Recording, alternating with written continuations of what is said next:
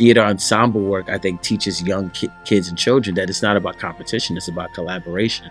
It's really about working together in order to find a result that we can all support, you know?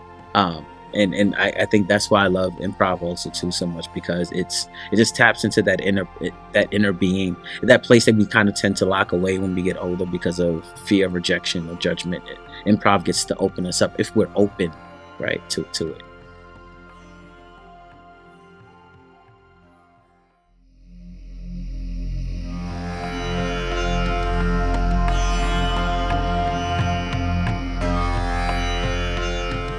Hello, and welcome back to the Metta Hour Podcast with Sharon Salzberg. I'm Lily Cushman. I produce this wonderful podcast. Today we have episode 219, and we're continuing on with the Real Life series in celebration of Sharon's new book by the same name. Sharon is speaking today with the wonderful Joél Leon. Joél is someone who has made several appearances on the podcast before. Today's interview was actually part of the Living an Authentic Life Summit that happened earlier in 2023 that was part of Sharon's book launch. And this recording took place on day 3 of the summit, which was exploring the theme of expansion, openness, curiosity, connection. So that's the theme for the whole conversation. There's a lot here speaking about community, and the community in particular for marginalized and disenfranchised folks, and the exploration of love in the realm of activism, facing trauma, and a lot of the practices of gratitude and saying yes that Joél integrates into his daily life. And Joél shares deeply about his experience of being an artist as a Black man and how joy has become a practice for him in his work, in his life as a father and a creator and a person. So we're delighted to have Joél back. Let's dive into today's episode, Sharon Salzberg and Joél Leon.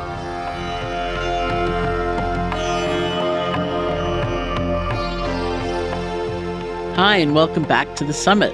I'm Sharon Salzberg, and I'm so happy to be speaking today with my friend and ever-inspiring voice, Joél Leon. We'll be hearing Joél's perspective on today's theme of expansion, those times in our lives when we feel most expansive and how to enhance them. Joél is a performer, author, and storyteller, born and raised in the Bronx, who writes and tells stories for Black people.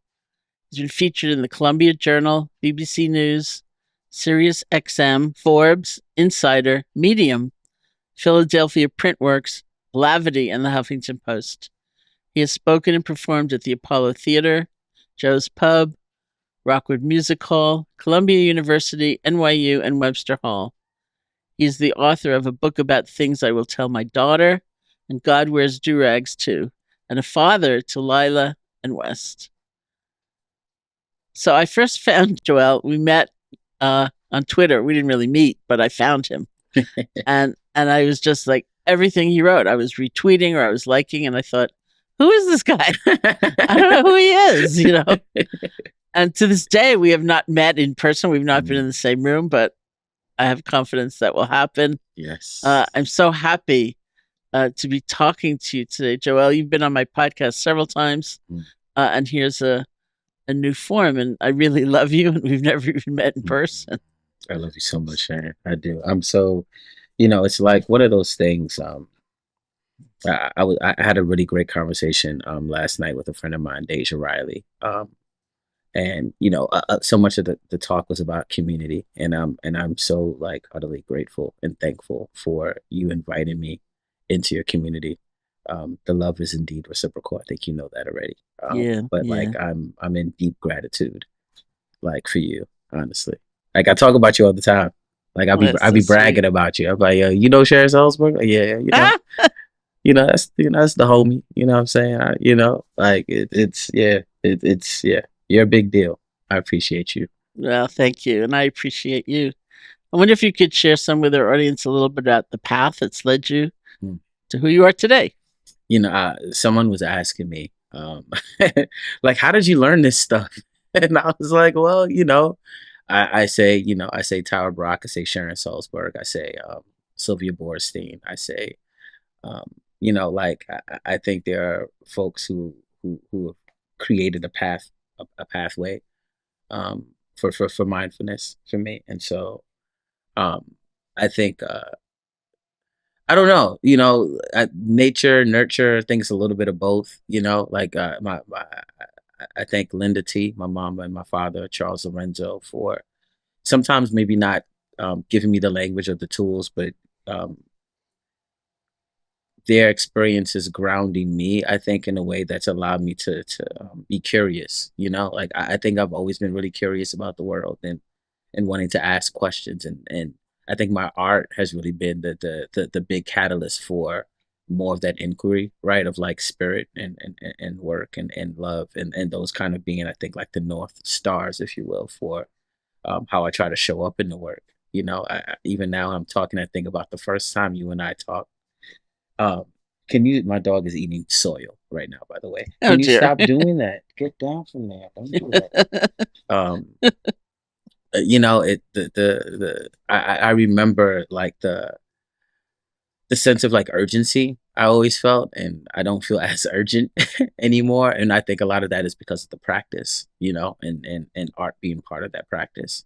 And the Mhm. constant reminder of like being able to come back to whatever self I'm identifying with at the time, and recognizing like how impermanent all that is, right? And like even the art is just like it's I'm just a vessel, and I think the more I've continued to do the work, the more I realize that like it's whether it's the music, whether it's the poetry, whether it's like the conversations, it's really the vessel for bridging the gaps for community, but like a lot of it was just like it's you being part of the practice and helping that practice and me listening and reading and just really being curious about that. Like I don't know this and I want to know more and trying to continue to do that as I journey, Mhm. I mean, there's a lot more to that. You know a Yeah, lot of this yeah, stuff, but yeah. like I think if I had to give like the overarching story, that would be that. Mhm. That's great. So in my newest book that's coming out, called Real Life, I explore how we can begin to live more authentically, moving from places of contraction and isolation to expansion and openness. And one thing I've often read of yours is how our story gets to shift, Mm. how it's not a set narrative we have to be pigeonholed into. And what does this look like in your life? And how has it brought you into a more expansive expression of yourself? Mm. Just a beautiful question. I think for, people used to call me wishy washy because I'd be into something and then like I'd change my mind, and not even change my mind. I've been very much go with the flow, kinda, but more about like what feels right for my spirit. I think about the seasonality of art a lot, and so there are seasons where I am more of a poet than I am Mhm. like a rapper, or there are more seasons, at least in the past, where I was more of like a thespian than I was like an essayist. They would alternate. Sometimes those things would all share space together simultaneously, depending on what my capacity was. Um, but like I've just paid attention to the shift. Like we're all pivoting, and I think the more rigid, I think the more I realize, like the more rigid I got in those stances of like, oh well, I have to do it this way, and it has to be this way, and I have to make art in this way. The less productive the art was, the less intentional it was, and the less magical it was. And so I think for me, it's if I'm being curious and I'm paying attention, right? Then I can look at nature as like as a guiding principle too, right? Like the seasons exist for a reason. And so I think I've trusted that in my art practice, and that art practice, which is essentially like my life practice, right? Like I don't believe really in like compartmentalizing those things. Like they all kind of live in tandem with each other. They feed each other. Um, so I think for me, the more that I saw that the real harmony was in being able to just pay attention to like how those waves went, as opposed to trying to force them to be anything else. The more harmonious I felt, the more peace I felt. Like this is the most peaceful I think I've ever felt in my entire life. And part of that is because I'm not striving anymore. There used to be a lot of like, I need to get this thing, and then I would get these things, and then just is always more things, you know. And I think the shifting for me has just been like, oh, okay, I don't have to stay in one place, you know, because nothing stays in one place. And if I'm in harmony with like life and the existence and being and nature, then I get to move around too. I get to be this thing one day and be another thing. And that's okay. Because like, that's my truth, you know. It might not be somebody else's truth, but it's mine, you know. Yeah, that's beautiful. You know, I had this funny memory when you were speaking, because I'm speaking to you from Barre, Massachusetts, Yeah. and next door through the forest a little ways is the Insight Meditation Oh, Society. And, wow. It's you cool. know, many years ago, Norman Fisher came to visit us, and Okay. he was the abbot of the Zen Center in San Francisco. And so it was this hugely prestigious role, and, you know, very important in the Buddhist community. And he also was a poet, but, Hmm. you know, almost nobody thought of him that way. Mm. And, you know, he came and we gave him a tour, and we got into the office. And one of the people working in the office, as we introduced him, said, "Norman Fisher, the poet?" And it's like he lit up, and it was like, wow, That's so cool. somebody knows I write poetry. That's You know, so cool. I'm That's not just so- seen as the abbot, you know, like part of this lineage. And Yeah. Yeah. it was so great. It was such a gift to him. It was like, what a moment. You know? That's it. So even last night I was talking to this to this brother after this event I was at, and someone recognized him from a thing that he had acted in, and like you could see his face beam up because so much of that was like, oh, thank you for seeing me in this other practice, you know. So often I think, even for me, when I think about that the story you just shared, I think about how, you know, what I appreciate, and also too, I think I love about you in general, but also I think about our relationship is like how we see each other, you know. And like, not many people know that I make music. I think there are some people who see like the affirmations and don't go further, you know, than that, which is fine. Like, you know, again, capacity, but there's something to be said for the folks that just take a little bit more time to just dig below the surface, because there's like a lot of other things that I get excited about that I'm actually more excited about, you know. So like I get it. I love that. Actually, I can't wait for you to see this book, because there's a little section in there on improv and yes, Ooh, and, you know, so, I love it. I you love know, it. I can't thought, wait. wow, oh yeah, it'd be really great. I'd love to hear from you. Yeah. You know, so I find that a sense of community is an important way to move beyond contraction, Mhm. as it reminds us we're not alone, and it offers us a place to ground ourselves and both share and receive love. Like, maybe you can explain yes and improv to us, and talk a little bit about the role of community in all of this. Yeah, I mean, I think yes and you know, sometimes we go and yes, you know what I'm saying? It's like it has so many intersections. But like when I think of improv, what I get excited about is the possibilities. You know, and what I also too love about improv, we've been seeing it a lot, I think, more often. You know, when I think about the Upright Citizens Brigade, when we think about Freestyle Love Supreme, of course, I think there's these ways that people are trying to bring improv into the workplace because they're trying to create more collaboration, bigger ideas, things of that nature, you know?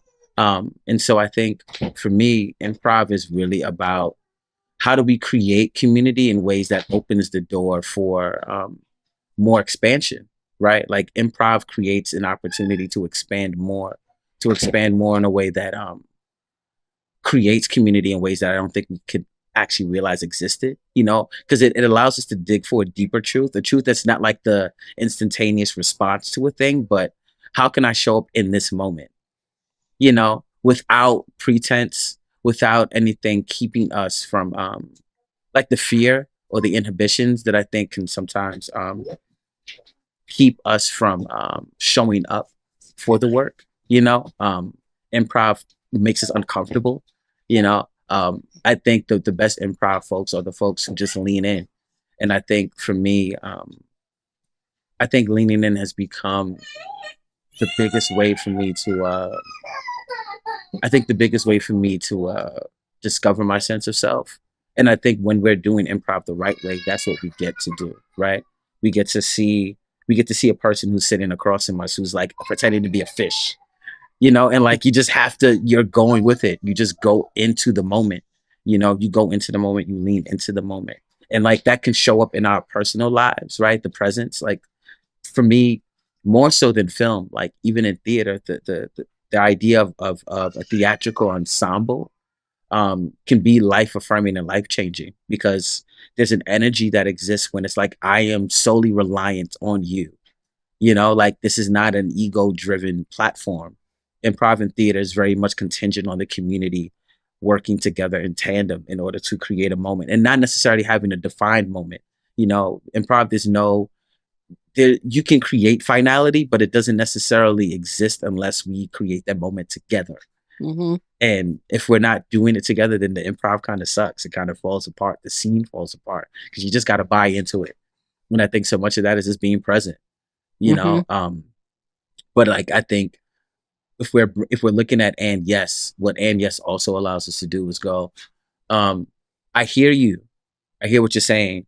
And also, in addition to, there's something else to be added. It's not a but. It's not me being dismissive of the idea, of the opinion, because also in improv, we keep saying yes to a thing. The rule, like almost the number one rule and the cardinal sin, is like, don't say no. You don't say no to a thing, because when you say no, you're now closing the opportunity for us to reimagine what the possibilities are. And that's what life is. It's improv is a big experiment. And if we're treating life like improv, that means every moment gets to change. And that's actually pretty cool, as opposed to something we need to be scared about, Yeah, that's tremendous. Like as a writer, it's kind of a solitary adventure compared to theater or music making with others. And, so it's a fascinating concept. Like, look at that collaboration. Yeah. Look at how you can block one another. Or you can have this sort of drama, like, look at me, everybody, don't look at them, like, yeah. Who are they? Yeah. And it's like, and I love that you were asking that, Sharon, because I haven't talked a lot about like ensemble work, but I think more so than even sports, where we're talking very much about a competitive nature that exists, that is really honestly required in order to succeed. There's teamwork, but it's also, I have to better an opponent in order to do this. And theater ensemble work, I think, teaches young kids and children that it's not about competition, it's about collaboration. It's really about working together in order to find a result that we can all support, and I think that's why I love improv also too so much, because it just taps into that inner being, that place that we kind of tend to lock away when we get older because of fear of rejection or judgment. Improv gets to open us up if we're open, right, to it. So you and I both love to talk about love. So let's talk about love, which is, we are already actually talking about love. That's what we're talking about. But the way it opens things up for us, for those around us, for all of us. I mean, your daughter did a little improv while we were talking about improv. Oh my goodness, that was so cool. Yeah. That was really great. I'm glad you felt that way, Sharon. I'm glad that you were feeling. Of course. I mean, it was so funny because we were talking about improv, and I thought, oh, there's an improv moment. Absolutely, always. There's, Let's build on that. Let's go with it. Yes, and yes, and literally, and continuously. So you're a dad. I am. And it's not actually that easy in this world to place a premium on love. It just isn't. So let's talk about it a bit. Yeah. I get the question a lot, and I'm interested to hear your response. How does love fit in those situations when someone wants to harm you, or someone dismisses you because of the color of your skin, or your religion, or your gender preference, or anything about you? Yeah, I think compassion plays a big part in that, and I think you are a great person to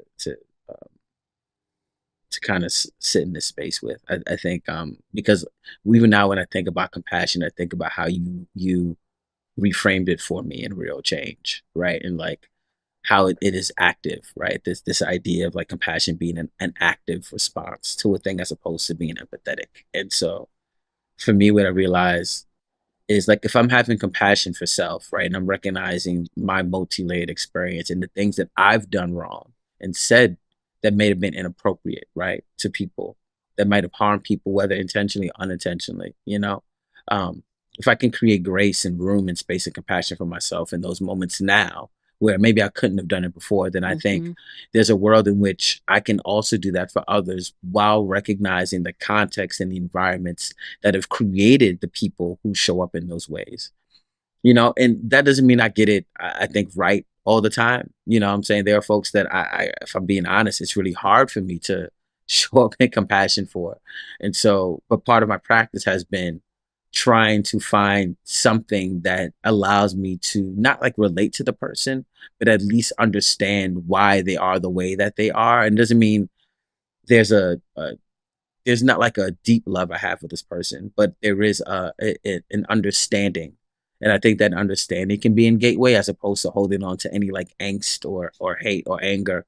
Granted, also recognizing that I do firmly believe that there is love, like love is rooted in certain kinds of anger, because that kind of anger can create, a Black Panther Party. It can create a SNCC. It can create all these movements that are like, I'm tired of this thing. I feel disenfranchised. I'm marginalized. I'm now going to create a movement that allows my community to exist in a way where we feel seen, we feel supported, we feel loved in spite of, right? I think that there's magic in that. I think also too, if we're clinging to anything in that way, like specifically when I'm thinking about the anger, I think some of that love gets lost. It gets muddied a little. And so I think when I'm looking at those individuals who, like, as an example, like, there was a prominent person who had reached out to me about doing a podcast. The person who at one point in time was very deep in the throes, I think, of the GOP. And, they have a podcast and they wanted me on the podcast. And I said I kindly declined. And not because I didn't want to have the conversation, but I didn't want to have the conversation on a platform that was essentially going to create the things that people like go, this person is right or this person is wrong, right? And we kind of choose sides. Mm-hmm. I'm more invested in like the intentional conversations that are going to have impact for changing hearts and minds, and in spaces that are also safe for that conversation to happen. And so for me, I think some of that is really it goes back to being intentional about the conversations I want to have about this with the people who I know are also showing up in good faith, because not everyone is showing up in that way. And I think I'm old enough and wise enough to be cognizant of that.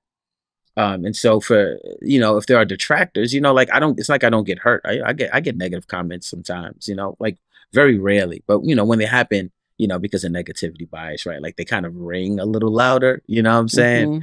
But even with those, like I can recognize the call and need for attention, the need and want for visibility, and using somebody else's platform in order to do that, which is why I don't respond to trolls.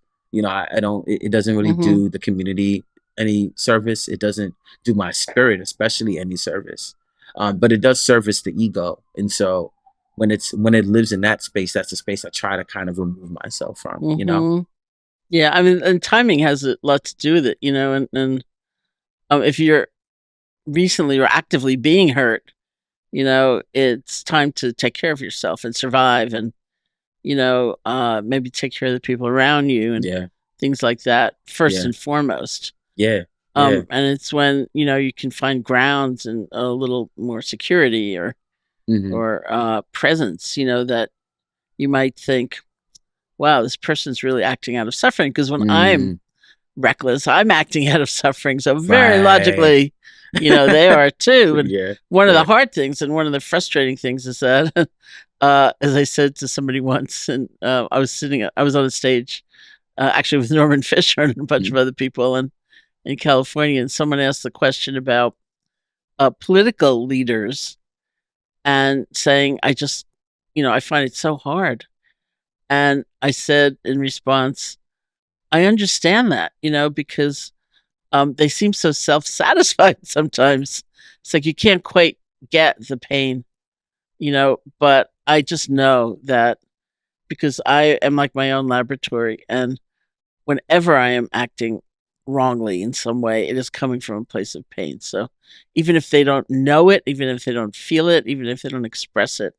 And it's also something about the dedication of a life. It's like life's so precious and it's so fleeting, and that's what you can do with it, you know? Yeah, and like you said something like it's your life. What did you just say? Like my life is like a laboratory or something like that. Yeah, Like my own life. Yeah, I I'm love like my own laboratory. Yeah, I love that because like it that lives directly correlates with what you're just talking to. Like I've been saying this a lot more often as of late, and I say it and I try to remind people like I'm not being morbid in that way, but it's like this is it.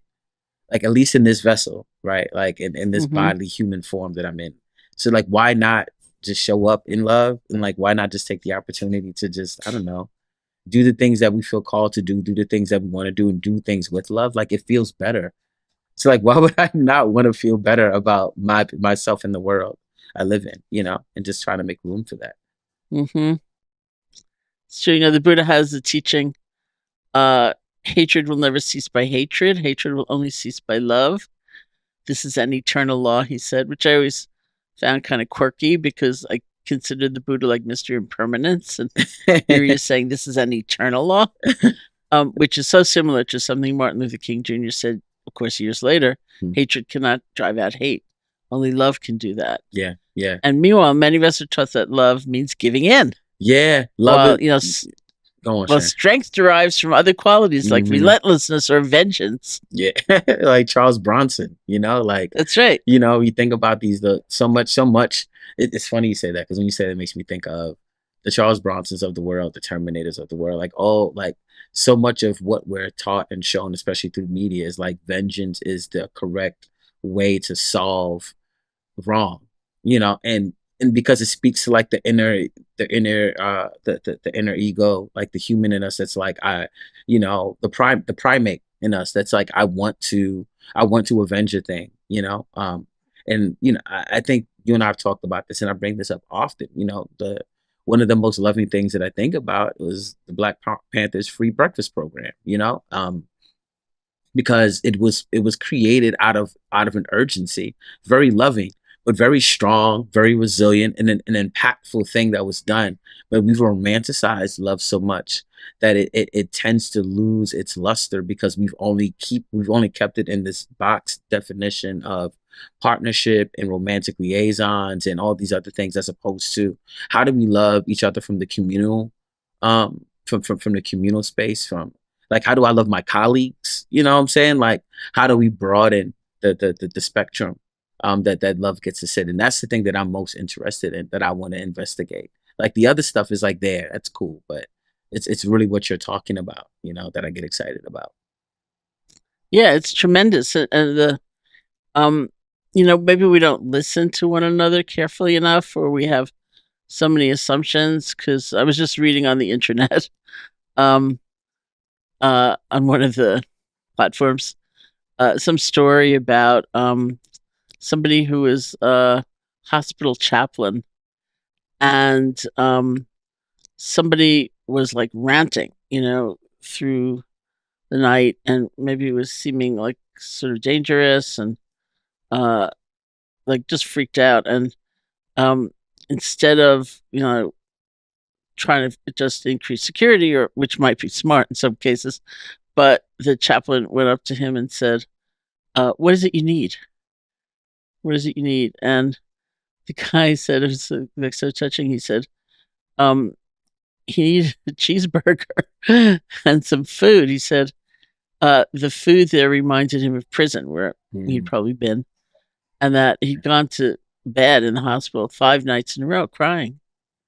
He was just like so hungry. And the food reminded him of like the worst time in his life. And so the chaplain went out and got him 2 cheeseburgers and some fries, and the guy was like, then he was at peace. And, we don't think, when you say the free breakfast movement, I think we don't think let's feed one another and take care of one another. And, those basic, so primal terrors we have of not having enough.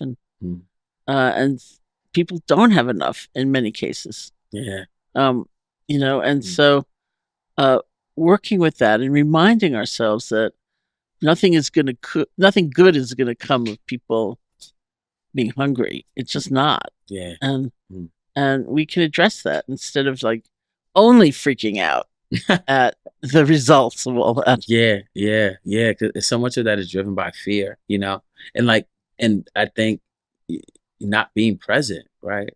Like Sharon, like when I think about the story you shared, I think about like being able to pause, So, at my day job, like there's this thing called like the pause moment that we have for like clients, right? And so it's an opportunity to kind of like look at the creative work and give the client an opportunity to go, okay, what's working, what isn't working, is this working? We're just getting really curious again. Like I think about, the favorite people I love the most, like you included, are the most curious people. Just asking questions about the world, and when we pause, that gives us an opportunity to go, okay, what's actually happening here? Because so much of that is like the trauma response, it's the egoic response, Mhm, whatever. mhm. Because it's like this is the thing that my body is used to. Like even the brother on the other side of that conversation, like they're responding to trauma, and they're Mhm. in their trauma, and so like that's what we're getting, and we're seeing the surface, but because we think we don't have the capacity, right? We're just kind of we see it in New York all the time. It's like, you see a person who's struggling with something, it's like, okay, well, I don't have time, you know I'm late for work, or I got to get to the next thing, or I got to do the next thing, and it's this, and it's like, we pause. There's so much we're missing.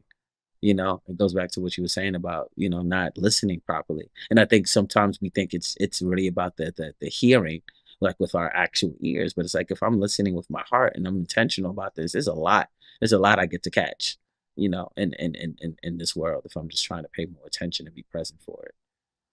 Well, I loved what you said about curiosity because I see this kind of a growing interest in research and in just conversation about awe and the feeling of awe, and which I also read about in this book, and I think of it as kind of the cousin of curiosity, Mm, because if we don't stop and really kind of like, who are you? Or, mm, where are you mm, coming from? Or what is this really? mm, I came in here and I was having like a trauma response, right?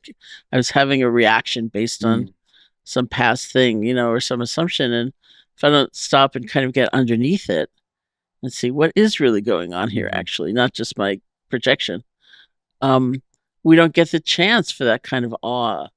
And it was interesting because I was talking to somebody about how my assumption had been that most people think of awe and describe awe. And in fact, quite a bit of the research about awe has been around kind of majestic scenes, like big nature scenes and kind of the overwhelming nature of a redwood forest or something like that. And we feel awe. And in contrast to some people who very purposefully talk about awe, hearing someone's story.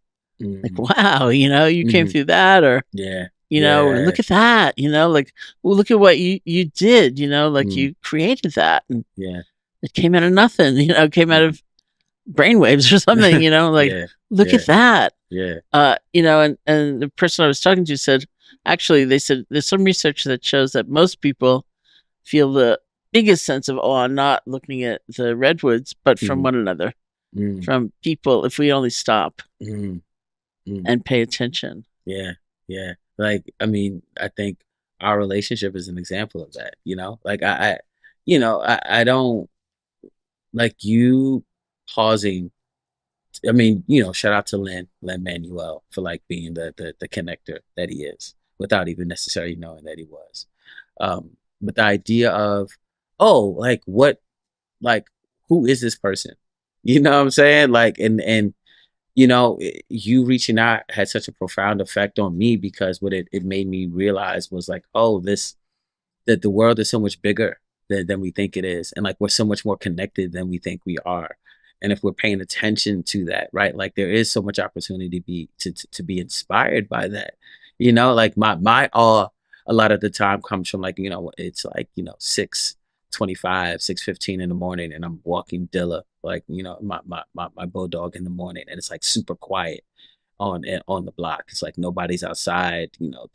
The sun is kind of slowly starting to rise, so the sky kind of looks like a pink purplish, and it's like, wow, this is really cool. Like this, that I get to be a part of this. That I get to live this life and experience this. Like that. I feel like I have some level of awe every morning. Or every day. Like I was walking Lila, my daughter, my oldest one. Was walking in from school today, and she was just telling me about we were talking about class participation, and she was talking about phonics, and like what she's been learning in English class, and I was in awe of how she was explaining to me, like the way she's understanding the English language, and it was just kind of blowing my mind to hear my 7-year-old talk about phonics in a way that she wasn't talking about it maybe 3 months ago, which to me means she's paying attention, she's understanding the coursework, and she's learning, she's expanding.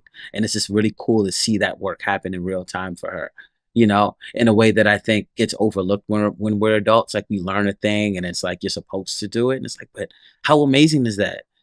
That like we can pick up a book, learn something, and then that gets implemented into our daily life. To me, that's awe-inspiring because not everyone can do that. Whether it's a learning disability or some level of like a disability or disorder that bars us from engaging with the world in that way. And it's the things that we take for granted.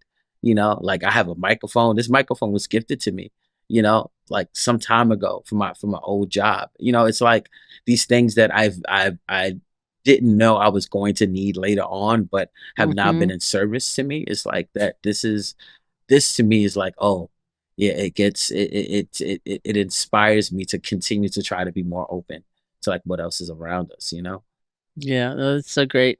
Well, even, the transition of ages in a child, that not just the 3 months for your older daughter, but, moving from infancy to this walking, talking creature. And then, and the things they know and the things they say and the things that change as they go on. It's extraordinary. Yeah, it's and I get to see the like this chasm between like my 7-year-old and my 3-year-old, and like it blows my mind every time to see how they interact and engage with each other, and also to how completely different they are, with regards to how they show up in the world and how they choose to show up in the world. And I don't know, it's just it's if I'm treating myself like a laboratory and this life like an experiment, right? Then I get to practice these things with my children in real time, and they respond or don't respond, and I don't know, it's magical.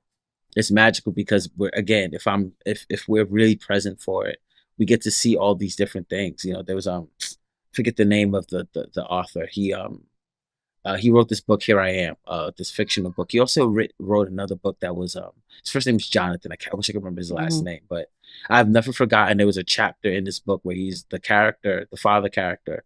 He says something along the lines of, if I knew that this was going to be the last time that I was going to read my son a bedtime story, I would have cherished it a bit more.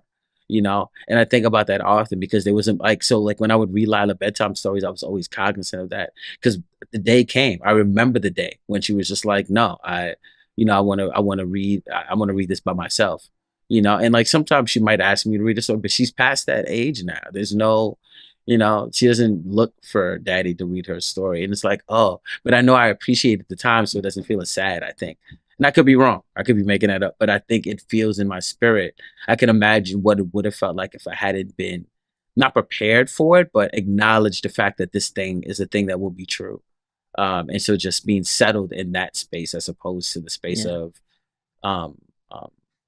non-presence, I guess, Yeah, no, I think you're right. Because I think that regret, which I hear so much say later in life, towards the end of someone's life, and the things that we regret are not, man, I spent so much time reading my child's story, it was like I was never home.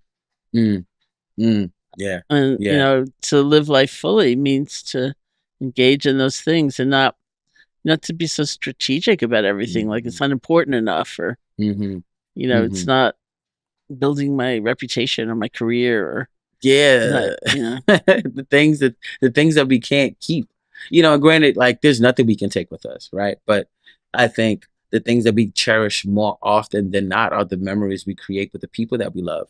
And we lose out when, like I work a lot. Like I'm very cognizant of like the work I do, but like the work that I do, I love. And so part of my work is also trying to implement ways to create more room for like things that are non-work. But even my love practices work, because some people might say because I'm a Capricorn, so like everything is framed around work. But I've also been Mm. trying to kind of revolutionize how we talk about work. At least for me, it's like work gets to be loving. And if more of us showed up in love in the things that we work at and work with, then I think people would actually be a lot happier, considering we spend so much time working. And so I want my work to be loving, across the board. Hmm. But anyway, it's the idea though of like, I want to make sure I'm making room for the things that matter. Like this conversation to me is like, I get to talk to you, so it's, Hmm. like that to me is cool, like it's part of the work, but it's like loving work. And so I invite that, like I have it now, like there's like, no one could ever say like I haven't, like Sharon is not my homie. You know what I'm saying? Like it's with this proof, and that to me Yeah. is more important than, I don't know, like some thing title that I can get that can be taken away from me at a whim's notice because someone feels Yeah, like it, that's beautiful. you Thank know? you. Yeah. Which brings me to my next topic, which is gratitude. I do feel so grateful for you, truly. Yeah. Um, and some people feel that if you're doing inner work, it means you aren't going to try to change external conditions. And so Mhm. gratitude is an interesting example of that because some people believe it, and it's pretty prevalent that if you feel grateful, that you're just going to accept crumbs, and that you're going to let Mm. people take advantage of you and so on. But research, I'm told, actually shows differently that if we practice gratitude, it gives us some energy. Yeah. Yeah. And then with that energy, like with that juice, we can sustain an effort towards change. Otherwise, life it can be too hard or it's Mhm. disappointing all the time. But um, it's just a delicate thing to talk about gratitude without fully understanding that it actually gives us strength and energy. Yes. And Yeah. it's not really a band-aid. It's something every day can give us a Yeah. kind of resilience and Mhm. replenishment. And, Yeah. Yeah. Yeah. And like yeah. when I think about gratitude and the practice of gratitude, I think about something I shared with you earlier about like being content. Because what I was worried about too was, oh, I'm not striving anymore. Does that mean, I don't know, I'm going to be lazy or I'm not going to continue to push myself? But in actuality, because I'm so content, I get to say yes to things that are more closely aligned with my value system and who I am as a human, as a creative, as an artist, as a black man in this world. Like I only say yes to the things that excite me. And that is a privilege I am grateful for, but it's also a privilege I've worked for and I've earned, through saying yes to a lot of things I did not want to say yes to. Because I knew I was at those times, I was grateful that people were coming to me for things that were deemed to be opportunities. Some of that stuff was unpaid, me performing for what some would consider to be peanuts. For me at that time, it wasn't, because like, I was struggling check to check, trying to feed my first Mhm. child and figuring the world out.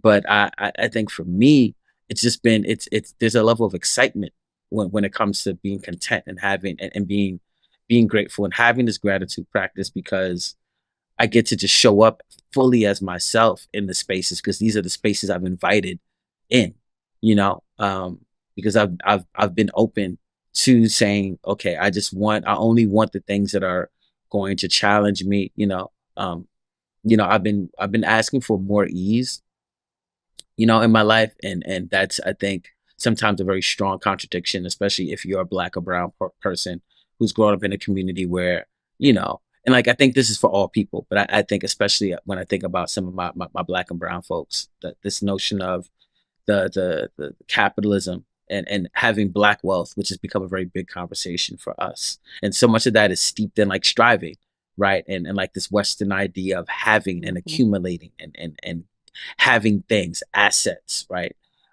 And so much of the wealth that I've gained has been through having conversations with you, sharing space with like sharing space like I did with my homegirl Deja last night, like really. But that was an opportunity that came, And it came because of our relationship, a relationship that I'm grateful for. Like us and I having a conversation now is because of the seeds you and I have planted in this relationship together, and that's the thing that I'm grateful for.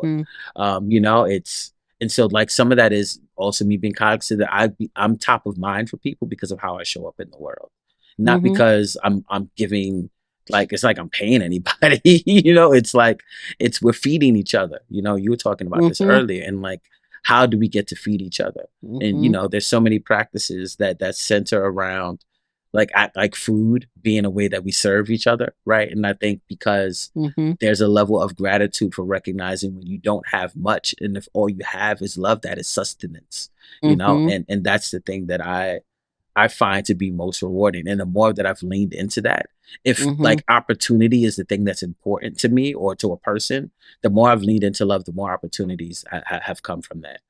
And I'm grateful for that. It's really beautiful. Yeah. I love what you say about, everything you're saying is just pointing to how extraordinary this existence is. And I've quoted you in my book saying, we put so much pressure on ourselves to make something extraordinary out of this existence of ours, when in reality, our breath, the mere presence of our flesh, our feet touching the ground, and our hands reaching for a forever burning sun is as extraordinary as we need to be. So that's awesome. Oh, inspiring.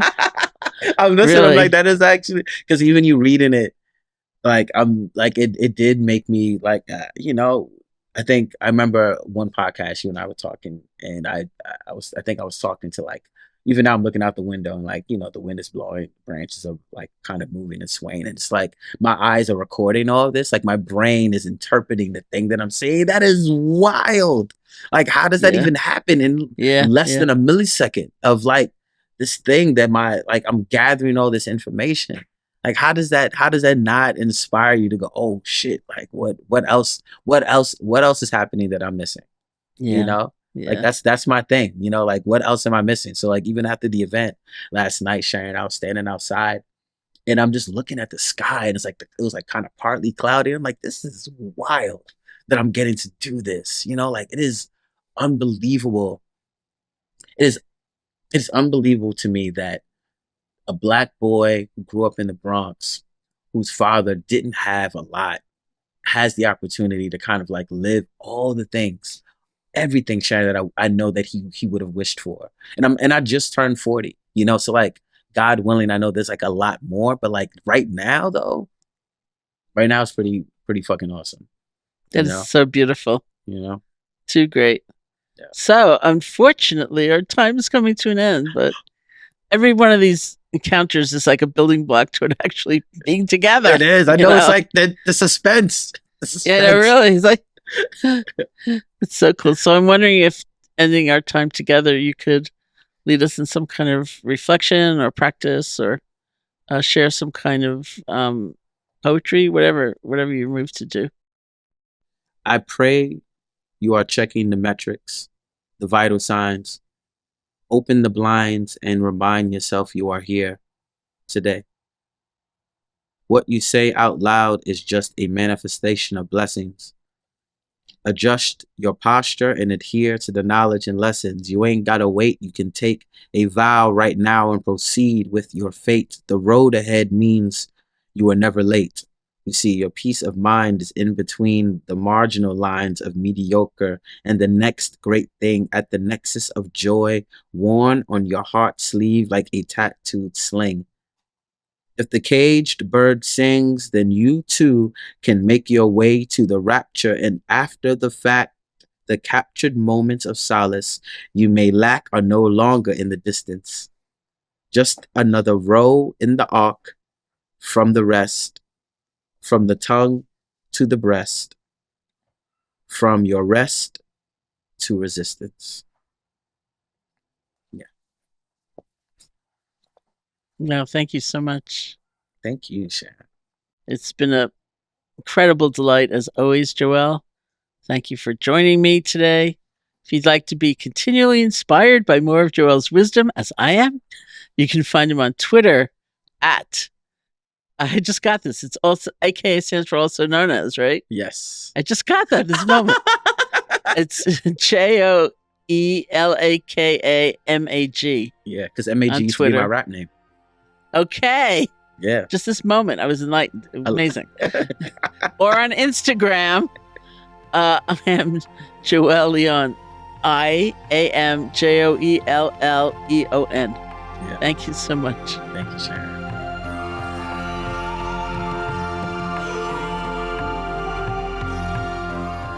Hey folks, thanks for listening. If you'd like to learn more about Sharon's work, her virtual offerings, classes, courses, really all things Sharon, you can visit her website at sharonsalzberg.com. This has been the Metta Hour Podcast from the Be Here Now Network. May you be safe, may you be happy, may you be healthy, and may you live with ease.